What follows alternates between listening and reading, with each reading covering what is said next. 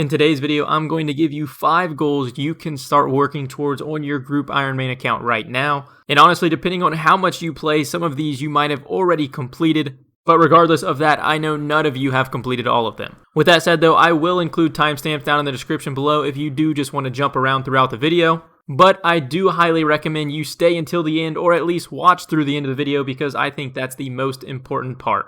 For our first goal of the video, we have birdhouses.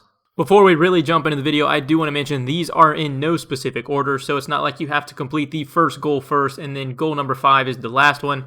But birdhouses are an incredibly beneficial goal to knock out in the very early stages of your account. They're locked behind very low requirements, and it can become one of the best passive activities in the game. I know a lot of people absolutely despise the hunter skill in general, and birdhouses are a great way to really bypass the grinding and training of it. Not to mention, birdhouses are by far the best way to stock up some tree seeds for farming. Now moving on to goal number 2, and that is full graceful. Honestly, I couldn't recommend full graceful enough. Run energy is absolutely dreadful on any early game account with your low level agility, and especially on an Ironman when you basically have no access to energy potions for quite some time.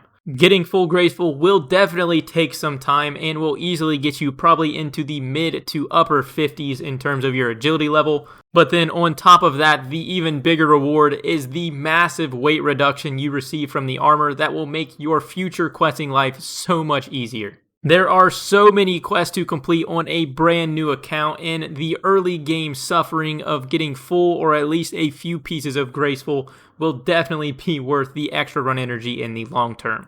Moving on to goal number 3, continuing with the getting around the game a little bit quicker. This time we have teleporting through fairy rings. If you've been playing group Ironman, you know how painful it is trying to get on all different parts of the map. Fairy rings are the perfect goal to knock out early because they are incredibly beneficial at getting you to all different parts of the map, and they are completely free. That is honestly one of the biggest benefits in terms of Ironman, because I'm sure you already know how difficult it is getting a bunch of jewelry or law runes stocked up. Now for goal number 4, we have getting 100% in all 5 of the Great Corinne houses. There is a ton of beneficial content on Corinne, and basically all of it is locked behind a certain percentage of favor in each respective house. For example, we're talking about content like the Farming Guild, the Woodcutting Guild. Thieving from fruit stalls is incredibly good XP, as well as even taking advantage of the reanimate spells on the Arceus spellbook for some really decent prayer XP.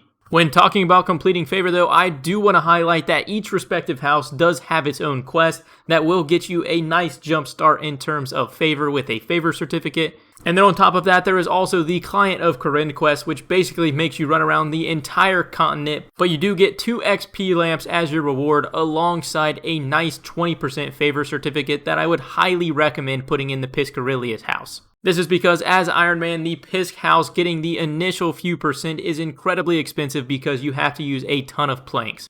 Although apart from unlocking content, completing favor can actually be incredibly beneficial on itself. For example, we have the Arceus house, which can be an incredibly good way of either training your magic or your rune crafting by running around the library and collecting books. But now for our 5th and final goal, we have achievement diaries. Achievement diaries are incredibly beneficial across the board, not only because of what they give you in return, but also the requirements they make you achieve in order to complete them. They help you set clear goals for account progress and give you some pretty substantial rewards in the process. There are 12 different areas within the game that have achievement diary systems, and there are 4 different tiers for each of the areas. It's definitely worth working towards completing as many achievement diaries as you can. Each easy tier diary rewards you with a lamp of 2,500 experience and a skill above 30, as well as each area's own unique armor item. I'm sure a majority of you know how these work, so I'm not going to go into any more detail, but to end off the video, I'm going to give you one final bonus goal. I didn't include this in the top 5 because it really didn't fit the early game aspect of this video, and this goal is to complete Barrow's Gloves. Barrow's Gloves are not only an incredible item in order to use for combat, but by getting everything done in order to unlock them, your account progresses a ton.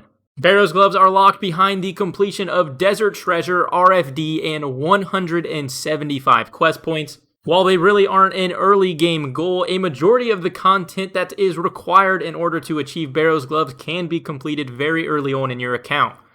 And honestly, I would highly recommend setting this as one of your major goals, because this goal will give you countless daily activities to achieve for probably a good few weeks to come, depending on how much you get to play each day. But that's going to do it for this video. Let me know down below what you guys think of this video, if you found it helpful, what other goals you think I should have included. Regardless, I hope you guys enjoyed this video or found it helpful. If you did, consider dropping a like or subscribing to the channel, and I'll catch you guys in the next video.